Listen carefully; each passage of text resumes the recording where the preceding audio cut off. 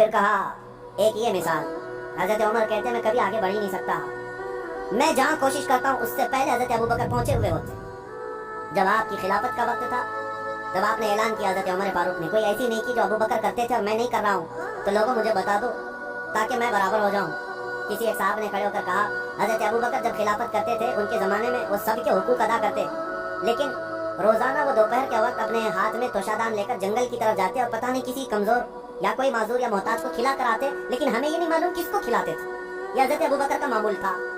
حضرت عمر نے کہا یہ تو مجھے بھی نہیں معلوم تھا، میں کل سے ہی یہ کام شروع کرتا ہوں۔ دوسرے دن حضرت عمر نے اپنے گھر سے توشادان لیا، روٹی سالن اور لے کر اسی جنگل کی طرف چل پڑے۔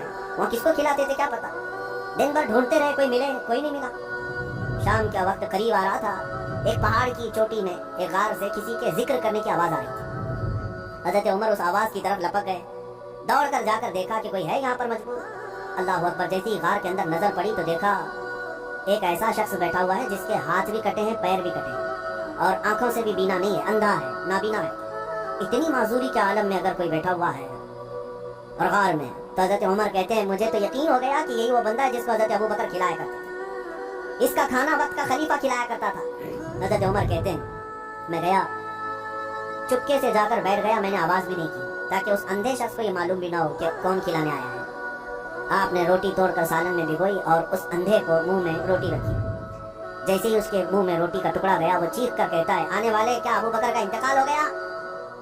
کون آیا ہے آج کھلانے کے لیے؟ حضرت عمر کہتے ہیں تو اندھا ہے، نابینا ہے، تجھے کیسے خبر کہ آنے والا ابوبکر نہیں ہے؟ وہ کہتا ہے اس لیے کہ ابوبکر کو پتا تھا میرے منہ میں دانت نہیں ہے، وہ اپنے منہ سے چبا کر میرے منہ میں روٹی ڈالتے تھے۔ آج تو نے پوری روٹی اٹھا کر ڈالی تو مجھے سمجھ میں آ گیا کہ آنے والا ابوبکر نہیں ہے، کوئی اور آیا ہے۔